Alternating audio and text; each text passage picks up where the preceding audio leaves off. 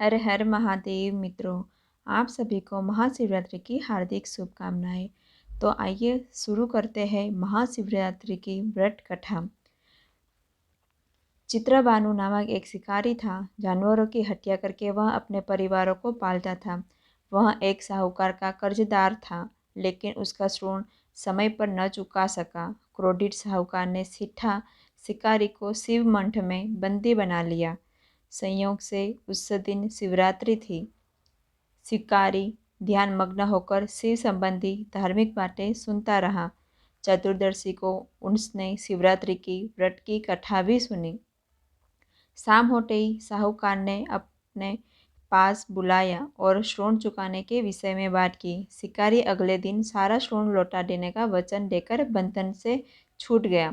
अपनी दिनचर्या की भांति वह जंगल में शिकार के लिए निकला, लेकिन दिन भर बंदी गृह में रहने के कारण भूख प्यास से व्याकुल था। शिकार खोजता हुआ वह बहुत दूर तक निकल गया। जब अंधकार हो गया तो उसने विचार किया कि रात जंगल में ही बितानी पड़ेगी। वह वन एक तालाब के किनारे एक बेल के पेड़ पर चढ़ कर रात बिताने का इंतजार करने लगा। बेल वृक्ष के नीचे शिवलिंग था, जो बिल पत्रों से ढका हुआ था। शिवरात्रि को उनका पता न चला। पड़ाव बनाते समय उसने जो टहनियाँ तोड़ी वे संयोग से शिवलिंग पर गिरती चली गई। इस प्रकार दिन भर भूखे प्यासे शिकारी का व्रत भी हो गया और शिवलिंग पर बिलपत्र भी चढ़ गए। एक पहर रात्रि बीत जाने पर एक गर्भिणी हिरणी तालाब पर पानी पीने पहुंची। शिकारी ने धनुष पर तीर चढ़ाकर जो ही प्रतिज्ञा खींची। हिरणी बोली, मैं गर्भिणी हूँ, शीघ्र ही प्रसव करूंगी। तुम एक साथ दो जीवों की हत्या करोगे, जो ठीक नहीं है। मैं बच्चों को जन्म देकर शीघ्र ही तुम्हारे समक्ष प्रस्तुत हो जाऊंगी, तब मार लेना। शिकारी ने प्रत्यंथा ढीली कर दी और हिरणी जंगली झाड़ियों में लुप्त हो गई। प्रत्यंचा चढ़ाने तथा ढील करने के वक्त कुछ बिलपत्र अनायास ही टूटकर शिवलिंग पर गिर गए। इस प्रकार उसने अनजाने में ही प्रथम प्रहर का पूजन भी संपन्न हो गया। कुछ ही देर बाद एक और हिरणी उधर से निकली। शिकारी की प्रशंसा का ठिकाना न रहा। समीप आने पर उसने धनुष पर बाण चढ़ाया। तब उसे देख हिरणी विनम्रतापूर्वक निवेदन किया, हे शिकारी, मैं थोड़ी देर पहले श्रुण से नुट हूँ, कामातुर विहिणी हूँ, अपने प्रिय की खोज से भटक रही हूँ। मैं अपने पति से मिलकर शीघ्र ही तुम्हारे पास आ जाऊंगी। शिकारी ने उसे भी जाने दिया। 2 बार शिकार को खोकर उसका माथा ठहरना शुरू हो गया। वह चिंता में पड़ गया। रात्रि का आखिरी पहर भी बीत रहा था। उस बार भी धनुष में लगा कर कुछ बेलपत्र शिवलिंग पर जा गिरे तथा दूसरे पहर की पूजा भी संपन्न हो गई।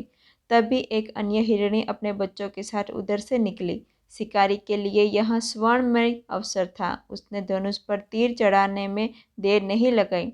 वह तीर छोड़ने ही वाला था कि हिरणी बोली, हे शिकारी, मैं इन बच्चों को उनके पिता के हवाले करके लौट आऊंगी। इस समय मुझे मत मारो। शिकारी हंसने लगा और बोला, सामने आए एक शिकार को छोड़ दूँ, ऐसा मैं मूर्ख नहीं हूँ। इससे पहले मैं 2 बार अपना शिकार खो चुका हूँ। मेरे बच्चे भूखे प्यासे से व्यर्थ हो रहे होंगे। उत्तर में हिरणी ने फिर कहा, जैसे तुम अपने बच्चों की ममता सता रही है, ठीक वैसे ही भी मुझे भी सता रही है। हे शिकारी, मेरा विश्वास करो, मैं इन्हें इनके पिता के पास छोड़कर तुरंत लौटकर तुम्हारे पास प्रतिज्ञा करूंगी। हिरणी का दुख भरा स्वर सुनकर शिकारी को उस पर दया आ गई। उसने उस मुर्ग को भी जाने दिया। शिकारी के अभाव में तथा भूख प्यास से व्याकुल शिकारी अनजाने में ही बेलपत्र वृक्ष पर बैठा तोड़ तोड़कर नीचे फेंकना जा रहा था। पो फटने को हुई तो एक हष्टपुष्ट मुर्ग उसी रास्ते से आया।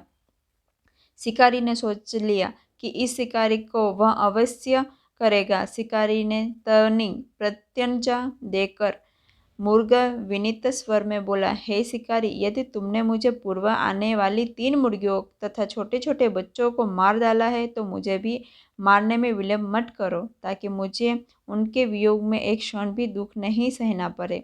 मैं उन हिरणियों का पति हूँ। यदि तुमने उन्हें जीवन दान दिया है तो मुझे भी कुछ क्षण का जीवन देने की कृपा करो। मैं उनसे मिलकर तुम्हारे समक्ष उपस्थित हो जाऊंगा। मुर्ग की बात सुनते ही शिकारी के सामने पूरी रात का घटना चक्र घूम गया। उसने सारी कथा मुर्ग को सुना दी। तब मुर्ग ने कहा, तेरी मेरी तीनों पत्नियां जिस प्रकार प्रतिज्ञाबद्ध होकर गई है, मेरी मृत्यु से अपने धर्म का पालन नहीं कर पाएगी। अंत जैसे तुमने उन्हें विश्वास पात्र मानकर छोड़ा है, वैसे मुझे भी जाने दो। मैं उनके समक्ष साथ तुम्हारे सामने शीघ्र ही उपस्थित होता हूँ। शिकारी ने उसे भी जाने दिया।